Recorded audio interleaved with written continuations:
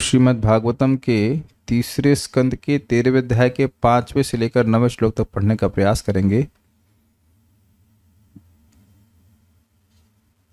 हम लोग ने चौथे श्लोक में देखा है कि विदुर जी प्रार्थना करने शत्रुपा और मनु के चरित्र को सुनने के लिए और उसका कारण बता रहे हैं। श्रुतस्य पुंसाम सुचिरश्रमस्य नन्वंजसा सूरिभिरीडितोऽर्थ तत्तद्गुणानुश्रवणं मुकुन्दपादारविन्द हृदयेषु येषाम्।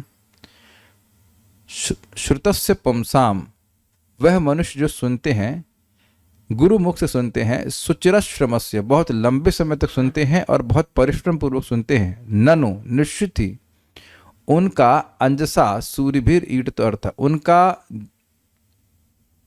और सूर्य भी मतलब विद्वानों के द्वारा ये पूजित सर्वश्रेष्ठ प्रयोजन है, ऐसा उनका मत है। अजसा मतलब से मत है। तद गुणानुश्रवणम, उनका गुणों का श्रवण, निरंतर श्रवण करना।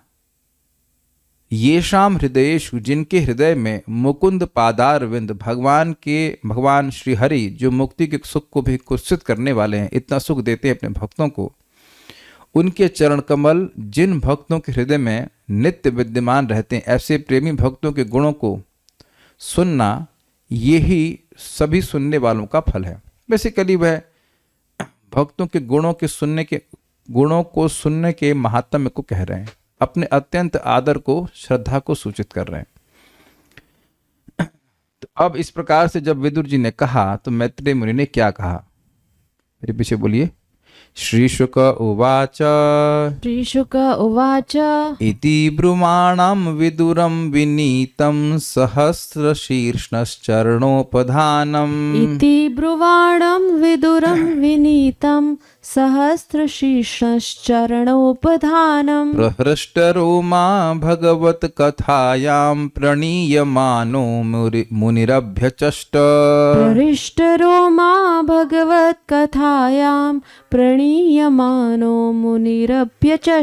श्रीशुक उवाच इति ब्रुवाणं विदुरं विनीतं सहस्रशीर्षश्चरणोपधानम् प्रहृष्टरोमा भगवत्कथायां प्रणीयमानो मुनिरभ्यचष्ट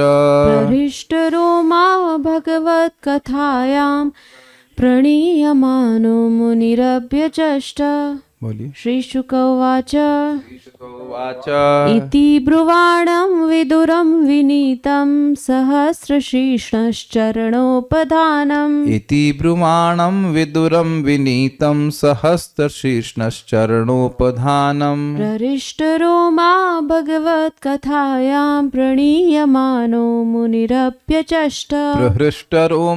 भगवत्कथायां प्रणीयमानो मुनिरभ्यचष्ट।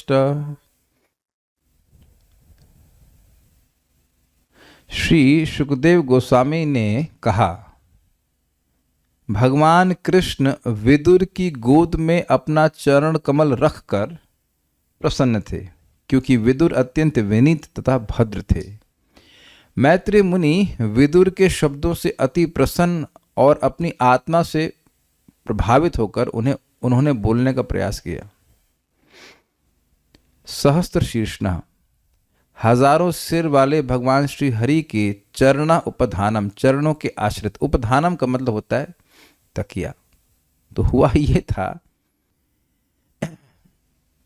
कि भगवान श्री कृष्ण एक बार विदुर जी के घर में गए थे और वह विश्राम किए और उनके चरणों को वह विदुर जी की गोद में रख दिए थे।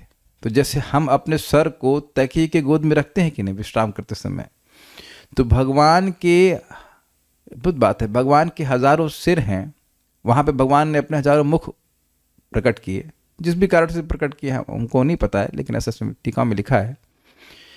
तो उन मुखों के, यानी उन सिरों के तकिए नहीं बने, भगवान के चरण के तकिए बने विदुर जी। यानी भगवान ने अपने चरण कमल उनके गोद में रख दिए थे। तो बेसिकली यही तो अर्थ है ना, चरणों का आश्रय लेना, तो इसलिए उपधानम कर लिया गया आश्रित। भगवान के चरण विदुर जी की गोद में थे। एवं विनीतम, अतीव नम्र, विदुरम इति ब्रुवाणाम, विदुर जी के ऐसा कहने पर, क्या कहने पर, कि जिन भक्तों के हृदय में भगवान मुकुंद के चरण नित्य विद्यमान रहते हैं, उन भक्तों के गुणों का निरंतर गुरु से श्रवण करना ही गुरु के मुख से शास्त्र लंबे समय तक सुनने वालों का श्रेष्ठ फल है। ऐसा भक्तों के चरित्र में अति आदर को देखा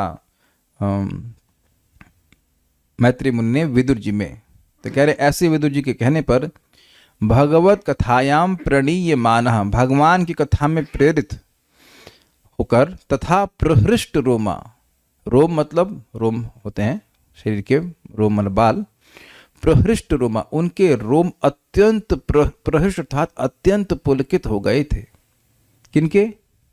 मैत्रेय मुनि के, कि ये मुझे भगवान की कथा कहने के लिए प्रेरित कर रहे हैं, बहुत प्रसन्न हुए। इसलिए मुनि मैत्रेय जी ने अभ्यचष्टा, उनको कहने का प्रयास किया।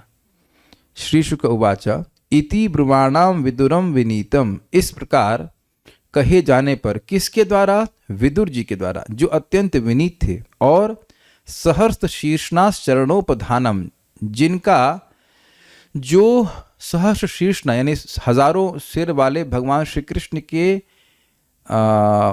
चरण के तकिए समान थे, यानी चरणों के आश्रित थे। ऐसे विदुर जी के द्वारा कहे जाने पर प्रहृष्ट रोमा, जिनके रोम पुलकित हो गए थे, भगवत कथायाम प्रणयीय मानो, भगवत कथा को बोलने के लिए प्रेरित किए जाने पर मुनिर अभ्यचष्टा, मैत्रेय मुनि ने उनको कथा कहने के लिए प्रयास किया, मतलब बोलना शुरू किए।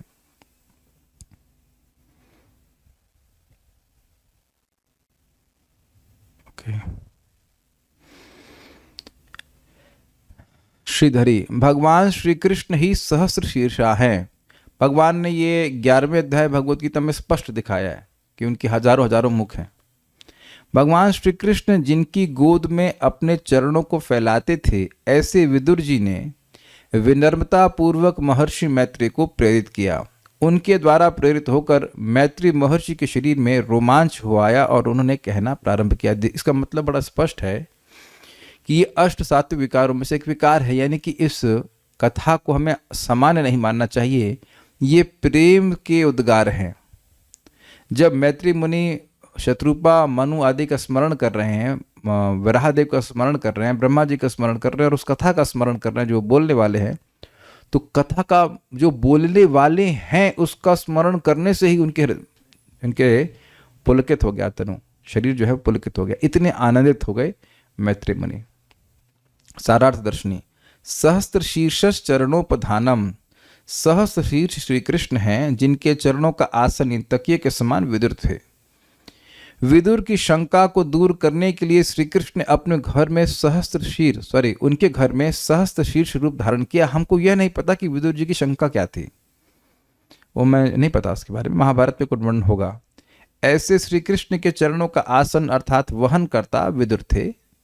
महाभारत में यह प्रसिद्ध है कि विदुर जी के घर भोजन करने के बाद भगवान श्री कृष्ण ने उनके गोद में चरण रखकर विश्राम किया। प्रणीय माना, वही विदुर के द्वारा प्रेरित होकर महामुनि मैत्रेय ने उनसे कहा, एक बात तो स्पष्ट है कि किसी की गोद में अगर कोई व्यक्ति अपना पांव रख रहा है तो अत्यंत अधिकार का भाव है, अत्यंत आत्मीयता है, नहीं तो ऐसा कोई कर नहीं सकता है ना। तो ये बात यहाँ पे सूचित हो रही है। अब किस कारण से क्यों किए थे, मतलब क्या पीछे की घटना है वो मुझे नहीं पता, उसके बारे में नहीं पता। तात्पर्य यहां सहस्त्र शीर्षना शब्द अत्यंत सार्थक है। विविध शक्तियों तथा कार्यकलापों एवं अद्भुत मस्तिष्क वाला व्यक्ति सहस्त्र शीर्षण कहलाता है। जो यानी कि उसकी कहते हैं ना, उसके तो बुद्धि कई गुना अधिक है, तो मतलब उसी अर्थ में यहाँ पे कर रहे हैं कि बहुत अधिक शक्तिशाली भगवान है। यह योग्यता एकमात्र भगवान श्री कृष्ण पर लागू होती है, अन्य किसी पर नहीं।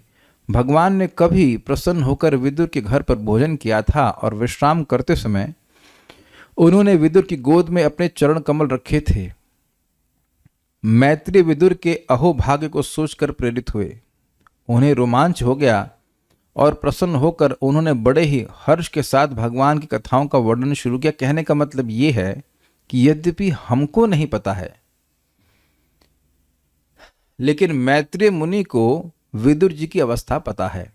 देखिए, विदुर जी ने कहा था कि जिन भक्तों के हृदय में भगवान मुकुंद के चरण नित्य विद्यमान रहते हैं, उनकी कथा को सुनिए।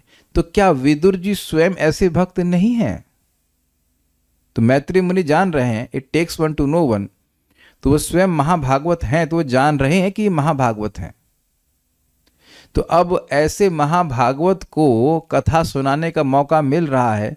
मैत्रेय मुनि इसे अपना भाग्य मान रहे हैं। मैं पहले भी कह चुका हूं कि उन्हें याद है कि भगवान ने स्वयं कहा था कि आप विदुर जी को ज्ञान दीजिएगा। तो ये स्पष्ट वो समझ रहे हैं कि भगवान कृष्ण को कितने प्रिय है। बाकी जो कथाएं महाभारत की हैं वह मैत्रेय मुनि को पता ही हैं। और देखिए, वह आजकल के लोगों के लिए भले कथा हो सकती है, लेकिन मैत्रेय मुनि के लिए ये सब वास्तविकता है। जैसे मैं कहूं कि आप अच्छा 6 तारीख 1 तारीख को कहाँ थे, तो आप 1 तारीख को कुछ वर्णन करेंगे तो वह मेरे लिए कोई किस्सा नहीं है। हाँ, 1 तारीख को आप वहां थे, कुछ समझे आप बात।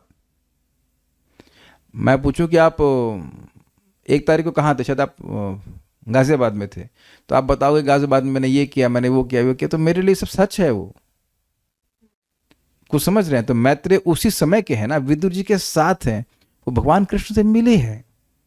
तो वह और जानते भी कि भगवान कृष्ण है, भगवान के परम भक्त हैं। तो वो समझ रहे कि ये सामने जो बैठा है व्यक्ति है मेरे सामने, जो विदुर जी बोल रहे हैं, पूछ रहे हैं कथा के बारे में, इनके तो गोद में भगवान ने अपने चरण रखे हैं भाई। तो ऐसे महान भक्त की सेवा करने का मौका मिल रहा है और महान भक्तों का चरित्र वर्णन करने को मिल रहा है, इसलिए मैत्रेय मुनि अत्यंत रोमांचित हैं। देखिए, समझने का प्रयास कीजिए, भगवान की कथा दोनों को ही सुख देने वाली है, वक्ता को भी और श्रोता को भी। और श्रोता अत्यंत उत्कृष्ट हो, कथा में एकदम अनमनस्क होकर के बिल्कुल एक मन से सुन रहा है, तो वक्ता को बोलने में और आनंद आता है। तो वो जो बातें बोलेंगे उससे विदुर जी को तो सुख मिलेगा ही, मैत्रेय मुनि भी अत्यंत सुखी हैं क्योंकि ऐसी सेवा करने का उनको मौका मिल रहा है। ओके, मैत्रेय मुनि कहते हैं, मेरे पीछे बोलिए। मैत्रेय उवाच यदा स्वभार्यया सार्धं जातः स्वायंभुवो मुनुः यदा स्वभार्यया सार्धं जातः स्वायंभुवो मुनुः प्राञ्जलिः प्रणतश्चेदं वेदगर्भम् अभाषत प्राञ्जलिः प्रणतश्चेदं वेदगर्भम् अभाषत। मैत्रेय उवाच यदा स्वभार्यया सार्धं जातः स्वायंभुवो मनुः यदा स्वभार्यया सार्धं जातः स्वायंभुवो मनुः प्राञ्जलिः प्रणतश्चेदं वेदगर्भम् अभाषत प्राञ्जलिः प्रणतश्चेदं वेदगर्भम् अभाषत। बोलिए। मैत्रेय उवाच यदा स्वभार्यया सार्धं जातः स्वायंभुवो मनुः यदा स्वभार्यया सार्धं जातः स्वायंभुवो मनुः प्राञ्जलिः प्रणतश्चेदं वेदगर्भम् अभाषत प्राञ्जलिः प्रणतश्चेदं वेदगर्भम् अभाषत। बहुत जगह बस टीका नहीं है। मैत्रेय मुनि ने विदुर से कहा, मानव जाति के पिता मनु अपनी पत्नी समेत अपने प्राकट्य के बाद वेद विद्या के आगार ब्रह्मा को नमस्कार करके तथा हाथ जोड़कर इस प्रकार बोले।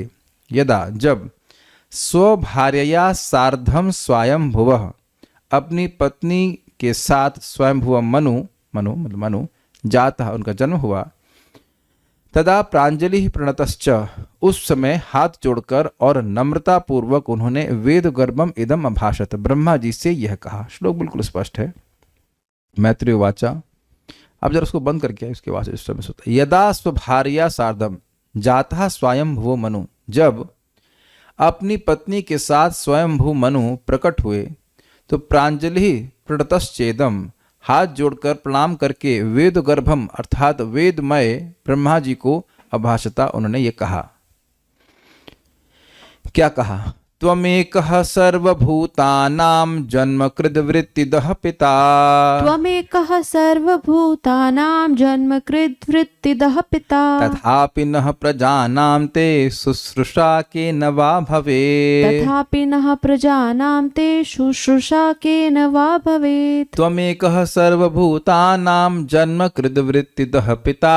त्वमेकः सर्वभूतानां जन्मकृद्वृत्तिदः पिता। तथापि नः प्रजानां ते शुश्रूषा केन वा भवेत्। तथापि नः प्रजानां ते शुश्रूषा केन वा भवेत्। बोलिए। त्वमेकः सर्वभूतानां जन्मकृद्वृत्तिदः पिता। त्वमेकः सर्वभूतानां जन्मकृद्वृत्तिदः पिता। तथापि नः प्रजानां ते शुश्रूषा केन वा भवेत्। तथापि नः प्रजानां ते शुश्रूषा केन वा भवेत्। आप यानी ब्रह्मा जी सारे जीवों के पिता तथा उनकी जीविका के स्रोत हैं, मेंटेनेंस है। आपको याद होना चाहिए कि ब्रह्मा जी ने सभी आश्रमों की वृत्ति का निर्धारण किया। अब आप देख रहे हैं कि क्रम से पढ़ने का फायदा कितना हुआ, क्योंकि अभी हम लोग पिछले अध्याय में बिल्कुल स्पष्ट एक भी श्लोक छोड़े बिना पढ़ते आए हैं, तो वहाँ स्पष्ट है कि ब्रह्मा जी ने कैसे लोगों की मतलब सभी आश्रमों की और आश्रमों की वृत्तियों की सृष्टि करी। तो अब समझने में कठिनाई बिल्कुल नहीं होगी। तो आप सारे जीवों के पिता तथा उनकी जीविका के स्रोत हैं, क्योंकि वे सभी आपसे उत्पन्न हुए हैं। कृपा करके हमें आदेश दें कि हम आपकी सेवा किस तरह कर सकते हैं।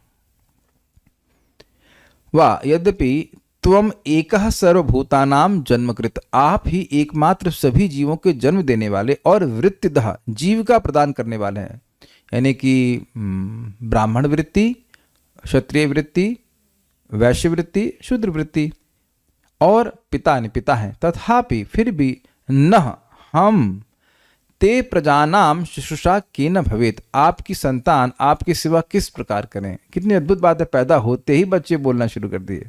बच्चे मतलब सेंस संतान।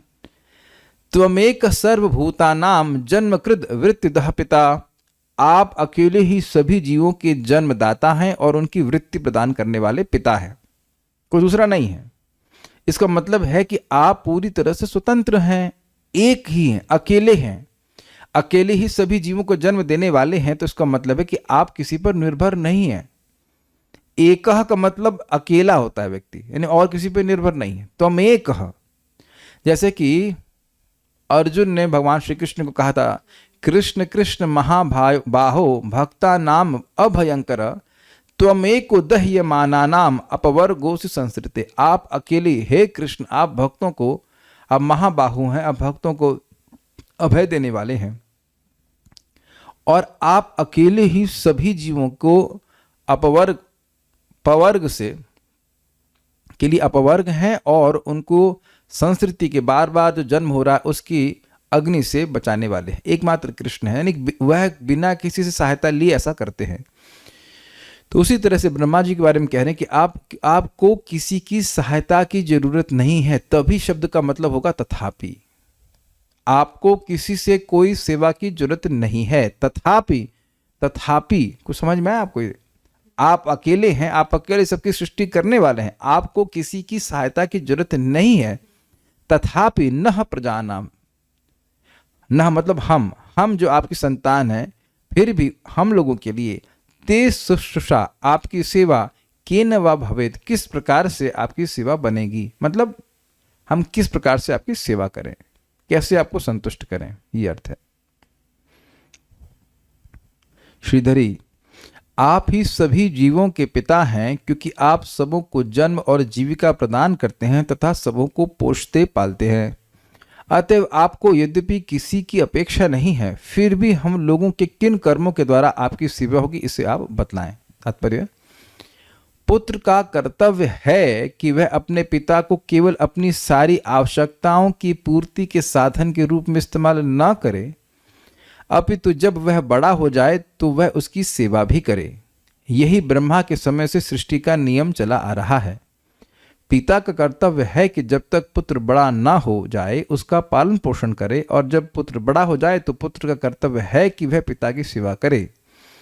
लेकिन ध्यान देना चाहिए कि पिता योग्य होना चाहिए।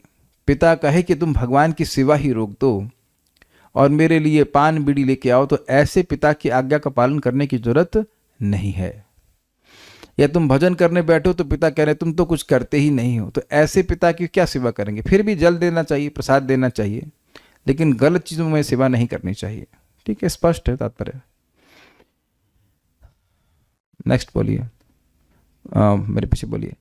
तद विदेहि नमस्तुभ्यं कर्मसु विद्यात्म शक्तिषु तद्विदेहि नमस्तुभ्यं कर्मस्व इड्यात्मशक्तिषु यत्कृत्वेह यशो विश्वक अमुत्र च भवेद् गतिः। यत्कृत्वेह यशो विश्वग अमुत्र च भवेद् गतिः। एक प्रश्न हो सकता है कि ब्रह्मा जी पूछे तुम अपना सिवा क्यों मांग रहे हो, तो ये श्लोक उसको कहता है। मेरे पीछे बोलिए। तद्विदेहि नमस्तुभ्यं कर्मसु इड्यात्म शक्तिषु तद्विदेहि नमस्तुभ्यं कर्मस्व इड्यात्मशक्तिषु यत्कृत्वेह यशो विश्वक अमुत्र च भवेद् गतिः।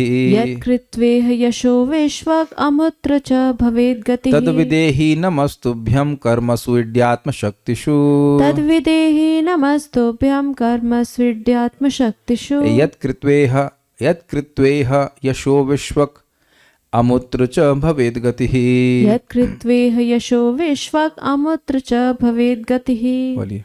तद्विदेहि नमस्तुभ्यं कर्मस्व इड्यात्मशक्तिषु तद्विदेहि नमस्तुभ्यं कर्मसु इड्यात्म शक्तिषु यत्कृत्वेह यशो विश्वग अमुत्र च भवेद् गतिः। यत्कृत्वेह यशो विश्वक अमुत्र च भवेद् गतिः। हे आराध्य, कौन आराध्य, कौन आराध्य, कौन बोल रहा है सब श्लोक? मनु महाराज बोल रहे हैं, मैत्रेय बोल रहे हैं, लेकिन बोल कौन रहा है? स्वयंभुव मनु बोल रहे हैं। तो स्वयंभुव मनु किसको संबोधित कर रहे हैं? ब्रह्मा जी को। तो हे आराध्य कौन हुए? ब्रह्मा जी। आप हमें हमारी कार्य क्षमता के अंतर्गत कार्य करने के लिए अपना आदेश दें, उन्हें ऐसा कार्य ना बताएं कि हम कर ही ना पाए, जिससे हम इस जीवन में यश के लिए तथा अगले जीवन में प्रगति के लिए उसका पालन कर सके। बड़ी सुंदर बात है यहाँ पे। जगत में लोग केवल इसी जीवन में सफल होना चाहते हैं, यश प्राप्त करना चाहते हैं, लेकिन ऐसा अगर फोकस है तो व्यक्ति धर्म और अधर्म का विचार नहीं करेगा। स्वीकार्य है? अगर केवल व्यक्ति इसी जगत के बारे में सोच रहा है तो वह अधर्म का विचार नहीं करेगा। जैसे कि दुर्योधन केवल इसी जगत के राज्य के बारे में सोच रहा था, इसलिए उसको कोई फर्क नहीं पड़ता कि वो अधर्म कर रहा है कि नहीं कर रहा है। लेकिन जब व्यक्ति अगले जीवन के बारे में भी सोचेगा तो उसको कर्तव्य धर्म बुद्धि हो ही जाएगी, क्योंकि अधर्म करके अगले जीवन में लाभ नहीं मिलता है, निश्चित नहीं मिलता है। तो ब्रह्मा जी की आज्ञा पालन करके वह धर्म के पथ पे ही चलेंगे तो इस लोक में भी उनकी कीर्ति होगी और अगले जीवन में भी उनको लाभ प्राप्त होगा, और बहुत बड़ा लाभ प्राप्त होगा। ईड्य अर्थात हे पूज्य, ईड का मतलब ही होता है पूज्य। हे पूज्य ब्रह्मा जी, तुभ्यम नमो, आपको नमस्कार है। आत्मशक्तिषु, हमारी कार्य क्षमता के अंतर्गत हमको तत्कर्मसु विदेही, उस कर्म में नियोजित करें। ये देखें कि हम क्या कर सकते हैं, उसके अनुसार हमको नियोजित करें। ये स्वाभाविक सी बात है, योग्यता के अनुसार। अच्छा, क्यों करें? यद कृत्वा इह विश्वक, जिससे करके इस लोक में सर्वत्र यश कीर्ति और अमुत्र परलोक में गति भवेत, सदगति प्राप्त हो। तद विदेही नमस्तुभ्यम, हमको वह आज्ञा दें तो नमस्तुभ्यम, आपको नमस्कार है। कर्मसु ईड्य आत्मशक्तिषु, हे पूज्य ऐसी आज्ञा दे जो हम अपनी शक्ति के अनुसार उस कर्म को कर सकें। तो करने से क्या होगा? कह रहे हैं यत कृत्वा, जिसको करके इह इस जगत में यशः विश्वक, हमारा सर्वत्र यश फैलेगा, यानी कि कीर्ति मिलेगी, हमारी बदनामी नहीं होगी। अमुत्र च भवेद गति, और परलोक भी हमारी सदगति हमको प्राप्त होगी। मान लीजिए कोई पिता किसी बच्चे को, किसी लड़के को कह रहा है कि तुम शराब लेके आओ, या बाद में शराब पीने लग गया, तो क्या इस लोक में उस बच्चे की ख्याति फैलेगी? यही ख्याति फैलेगी कि शराबी निकला, और अगले जन्म में तो फिर उसको नरक जाना पड़ जाएगा। तो ऐसा कर्म ऑब्वियसली ब्रह्मा जी ऐसा कर्म नहीं बोलेंगे, लेकिन हम बात करें कि इस प्रकार का कर्म करने के लिए नहीं कहा जा रहा है।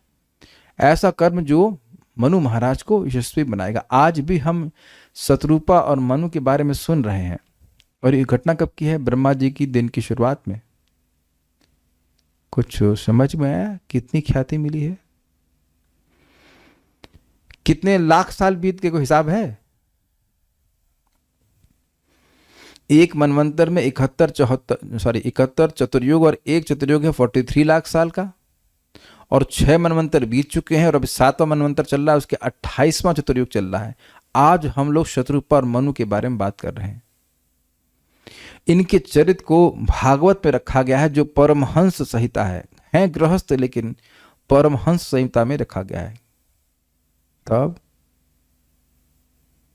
तो देख रहे हैं ना कि ब्रह्मा जी की आज्ञा का पालन करने की वजह से कितनी बड़ी ख्याति प्राप्त हुई इनको।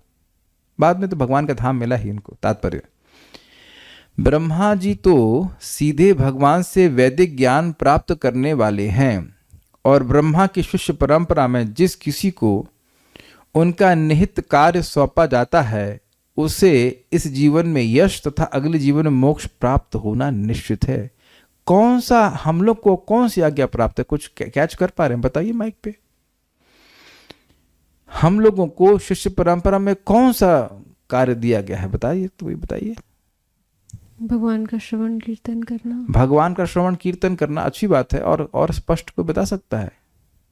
जारे देखो तारे कहो कृष्ण उपदेश, आमार आज्ञा गुरु हैया तार ए देश।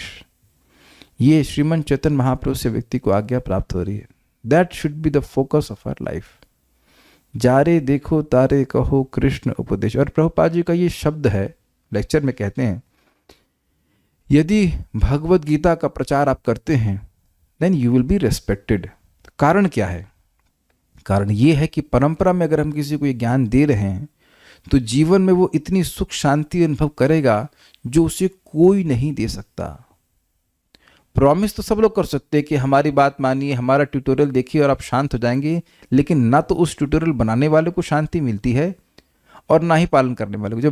जब बनाने वाले को नहीं मिल रही तो पालन करने वाले को क्या मिलेगा? Krishna consciousness is a matchless gift. Krishna भावनामृत एक अनुपम उपहार। कभी कभी इस उपहार को स्वीकार करने वाला भी नहीं समझ पाता है कि क्या दिया जा रहा है, और हम लोगों को माध्यम बना के दिया जा रहा है, तो हम लोग भी नहीं समझ पा रहे हैं कि हम लोगों को दे क्या रहे हैं। अगर हम किसी को मदद करते हैं भगवान का नाम बोलने में, तो जाएगा कहाँ वो? अरे जो व्यक्ति नाम बोलने की इच्छा करता है, चाहे हजारों अनर्थों से युक्त है, वो बोला नहीं है, खाली बोलना चाहता है, उसके बारे में क्या रूप गोस्वामी बोल रहे हैं? विपन्ते दुरितानि मोह महिमा समोहमालंबते सातंकम नखरंजनीम कलयति श्रीचित्रगुप्तः कृति सानंदम मधुपर्क संभृति विधौ वेधा करोत्य उद्यमम वक्तुम नाम्नि तवेश्वराभिलषिते किम ब्रूमः किमन्यत परम। रूप गोस्वामी जी को इंक्लूड किए हैं, यद्यपि वह लिखे नहीं हैं लेकिन उसको अपनी पद्यावली में रखे हैं, तो उसमें एक भी शब्द गलत नहीं हो सकता है। वे पंते दुरितानि मोह महिमा, जो महान महान पाप हैं वो घबराने लगते हैं। मोह महिमा सम्मोह मालंबते, मोह की जो महिमा है वह सम्मोहित हो जाती है। और चित्रगुप्त हैं वह बड़े घबराहट से उस व्यक्ति के चरण नख को देखते हैं, और ब्रह्मा जी उसके लिए मधुपर्क बनाने लगते हैं, जो हे ईश्वर, हे कृष्ण, आपको आपके नाम को बोलने की इच्छा करता है। हरे कृष्णा कृष्णा कृष्णा हरे हरे, हरे राम राम राम हरे हरे। तो उस व्यक्ति की ख्याति ब्रह्मलोक पे पहुंच गई ना, यमलोक पे पहुंच गई ना, पापों तक पहुंच गई ना, पाप भी घबराने लगे ना कि अरे भैया ये तो नाम बोलने वाला है।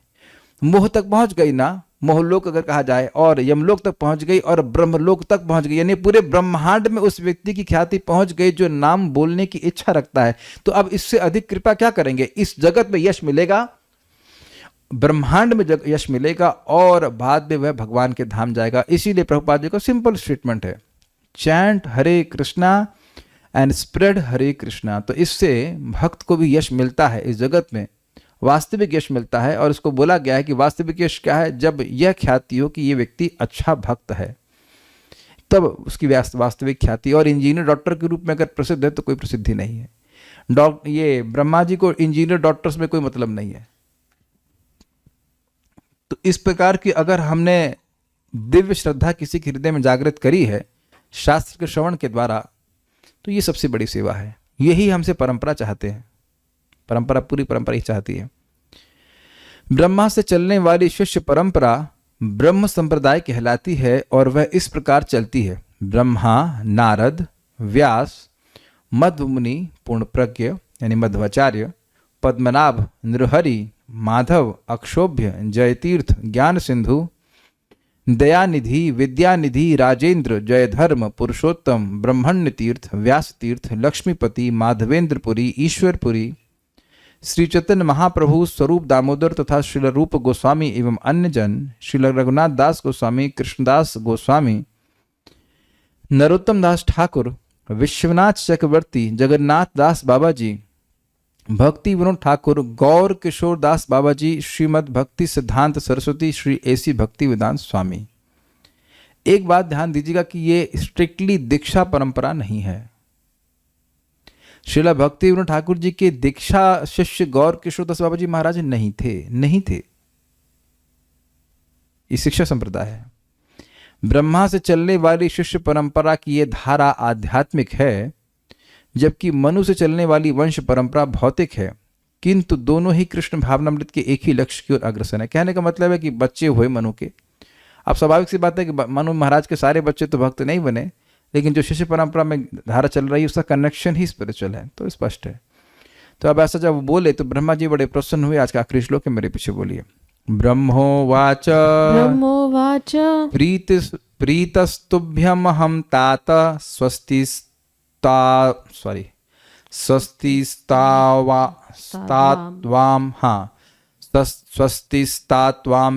क्षितीश्वरः।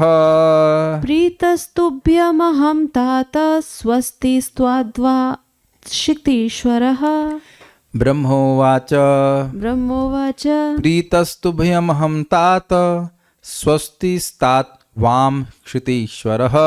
प्रीतस्तुभ्यमहं तात स्वस्तिस्ताद्वा क्षितीश्वरः। वाम है, स्वस्तिस्तात वाम क्षितीश्वरः।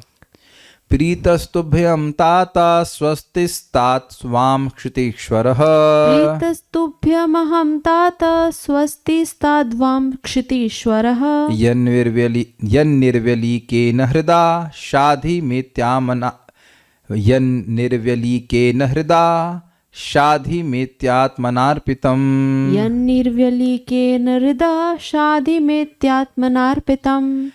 ब्रह्मो उवाच प्रीतस्तुभ्यमहं तात स्वस्तिस्तात वाम क्षितीश्वरः।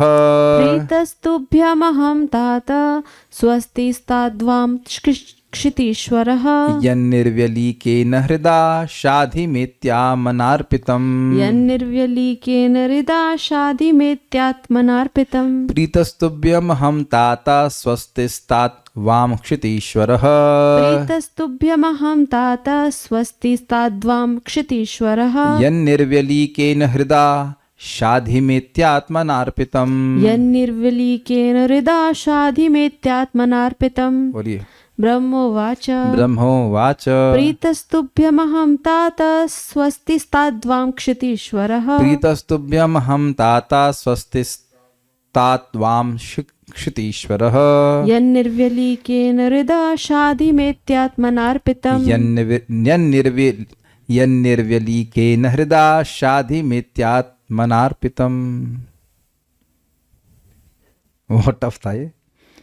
ब्रह्मा जी ने कहा, हे प्रिय पुत्र। कौन प्रिय पुत्र? बोलिए, कौन प्रिय पुत्र? बोलिए, कौन प्रिय पुत्र? हाँ बताइए, कौन प्रिय पुत्र? मनु। हाँ मनु, हाँ मनु तो है ना कथा में मन। हे जगत के स्वामी, मैं तुमसे अति प्रसन्न हूँ और तुम्हारे साथ तुम्हारी पत्नी दोनों ही के कल्याण की कामना करता हूँ। तुमने मेरे आदेशों के लिए अपने हृदय से बिना सोचे विचारे अपने आप को मेरे शरणागत कर लिया है।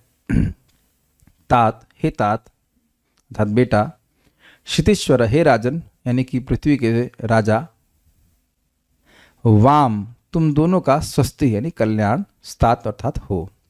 अहम तुभ्यम प्रीतः, मैं तुमसे प्रसन्न हूँ। क्यों प्रसन्न है? यत माम शाधि इति, क्योंकि तुमने मुझे आज्ञा करें इस प्रकार निर्व्यलीकेन निष्कपट हृदय अर्थात भाव से आत्मना अर्पितम अपने को समर्पित किया है। ब्रह्मवाचा प्रीतः स्तुभ्यम अहम तात, हे बेटा तात मैं तुमसे बहुत प्रसन्न हूँ। स्वस्ति तात तुम्हारा कल्याण हो। वाम मतलब तुम दोनों का कल्याण हो। क्षितीश्वर मतलब हे पृथ्वी के स्वामी। यहाँ पृथ्वी उनको रहने के लिए दे दिए हैं। क्यों आप मुझसे प्रसन्न हैं? तो कह रहे हैं यन निर्व्यलीकेना। देखिए व्यलीक मतलब होता है कपट और निर्व्यलीक मतलब होता है निष्कपट। यत मतलब क्योंकि निष्कपट भाव से हृदय मतलब निष्कपट हृदय से, शाधि में इति आत्मनार्पितम में मतलब मुझको आप शाधि अर्थात आज्ञा दे। शिष्यस्तेहम शाधि माम त्वाम प्रपन्नम, मैं आपका शिष्य हूँ, मुझ पे शासन करें। वही शासन से शाधि भी आ रहा है, मुझ पर शासन करें। ये है शिष्यत्व। ये बड़ा कठिन होता है। गुरु जी की शरण में एक्सटर्नली व्यक्ति चला जाता है कि हमको दीक्षा दीजिए, लेकिन व्यक्ति शिक्षा स्वीकार नहीं करना चाहता है।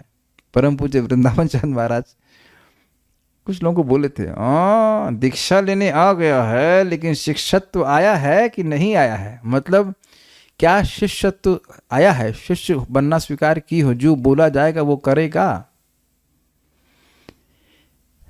अब यह बड़ा गंभीर प्रश्न है, क्योंकि बद्ध जीव का दिक्कत क्या है? केवल एक ही दिक्कत है, और वह तो कहते हैं स्वैर आचरण। हम लोग वह करना चाहते हैं जो हम करना चाहते हैं। अगर हम किसी की बात मानते हैं तो अपने मन की, ये सामान्यतः सबकी बीमारी होती है। तो यहाँ कह रहे हैं कि मैं शाधि, इतने समर्थ है मनु, फिर भी अपने पिता को बड़े विश्वास के साथ कह रहे हैं कि आप जैसा बोलेंगे मैं वैसा करूंगा, मुझे सीधा कर दीजिए। अगर शादी का मतलब समान अर्थ लेंगे, जैसा बोलेंगे मैं वैसा करूंगा। और इससे उनका अत्यंत विश्वास भी सूचित हो रहा है अपने महान पिता ब्रह्मा जी के ऊपर। आत्मनार्पितम, इस प्रकार से आपने हमको अपने आप को मेरे प्रति समर्पित किया है। यानी कि इतना विश्वास ब्रह्मा जी के प्रति स्वयंभू मनु ने दर्शाया। इस कारण से ब्रह्मा जी अति प्रसन्न है।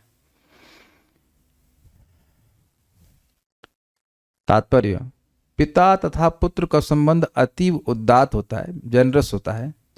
पिता स्वभावतः पुत्र का शुभेच्छु होता है और अपने पुत्र के जीवन की प्रगति में सहायता करने के लिए सदैव उद्यत रहता है। किंतु पिता की शुभेच्छा के बावजूद पुत्र कभी कभी निजी स्वतंत्रता का दुरुपयोग करके विफल हो जाता है।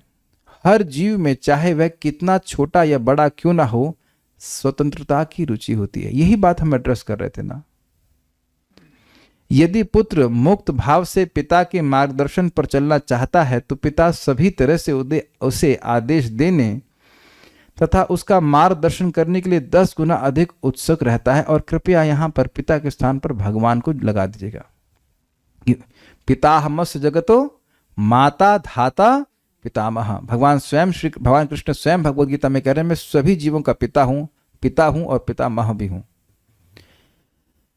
यानी कि भगवान की आज्ञा का पालन अगर हम करना चाहते हैं, आध्यात्मिक जीवन में हम प्रगति करना चाहते हैं, तो ऐसा हो ही नहीं सकता कि भगवान हमारी सहायता ना करें। लेकिन एक चीज बताइए कि क्या हम इस जगत में भी किसी की बात सुने बिना ही उसकी इच्छा को जान लेते हैं? ये बहुत सिंपल सी बात है ना।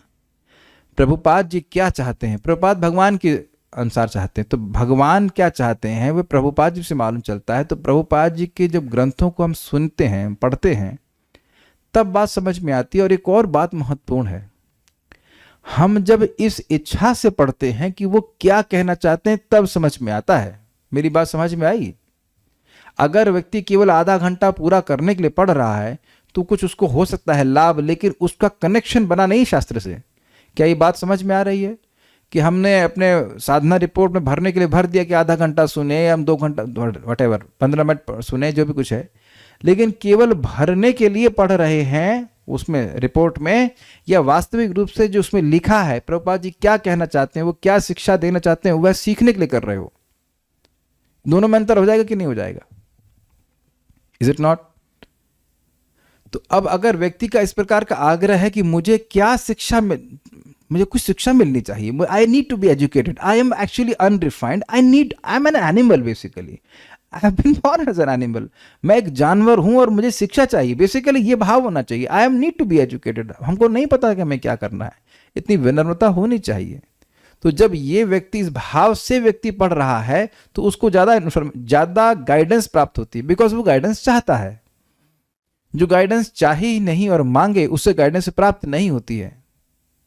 वहां फिर टीचर बोल देगा जैसे आप करना चाहते हैं वैसे कीजिए, लेकिन जो वाकई गाइडेंस चाहता है उसको बताया जाता है कि आप ऐसे कीजिए ऐसे कीजिए, क्योंकि जब बताया जाएगा तो वैसे करेगा, है कि नहीं?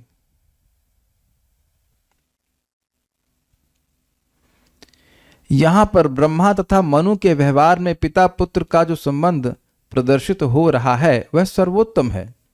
पिता तथा पुत्र दोनों ही सुयोग्य हैं, अंडरलाइन दिस पॉइंट, और समस्त मानव जाति को उनके आदर्श का अनुसरण करना चाहिए। तो अब एक बात नहीं पकड़ सकते कि देखो मनु ने अपने पिता की बात मानी, तुम क्यों नहीं मान रहे हो? तो उनसे ये पूछो कि पिता बोले क्या आप भी ब्रह्मा नहीं हो तो कम से कम ब्रह्मा की परंपरा में तो होने चाहिए।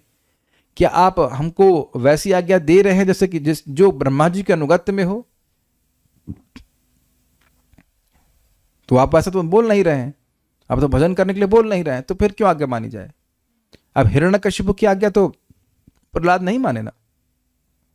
पुत्र मनु ने अपने पिता ब्रह्मा से मुक्त भाव से आदेश देने के लिए कहा। मुक्त भाव का मतलब आप कोई हेजिटेशन मत रखिएगा कि हम बोलेंगे पता नहीं ये स्वीकार करेगा कि नहीं करेगा, ऐसा मत सोचिए। जैसा आप बोलेंगे, आप जानते हैं कि हमारी शक्ति कितनी है, आप हमारी शक्ति के अनुसार जो बोलेंगे वह मैं करूंगा, ये बात है। और पिता जो वैदिक ज्ञान से पूर्ण थे इसे देने के लिए अति प्रसन्न थे। मनुष्य को मानव जाति के पिता के इस उदाहरण का दृढ़ता से पालन करना चाहिए, क्योंकि इससे पिता तथा पुत्र के संबंध उन्नत बनेंगे। तो देखिए प्रभुपाद यहाँ पे कुछ शिक्षा दे रहे हैं कि नहीं, कि व्यक्ति को पिता को भी भक्ति करनी चाहिए, पुत्र को भी भक्ति करनी चाहिए, और दोनों को ही वैदिक आदेशों का पालन करना चाहिए। ये सीधी सी बात है। ये बात यहाँ पे हम लोग को सीख रहे हैं। आगे फिर ब्रह्मा जी क्या कहेंगे वो सुनेंगे कुछ। और कोई प्रश्न तो है नहीं, श्लोक बड़े स्पष्ट हैं। श्रीमद् भागवतम की जय, श्रील प्रभुपाद की जय, निताई गौर प्रेमानंदे।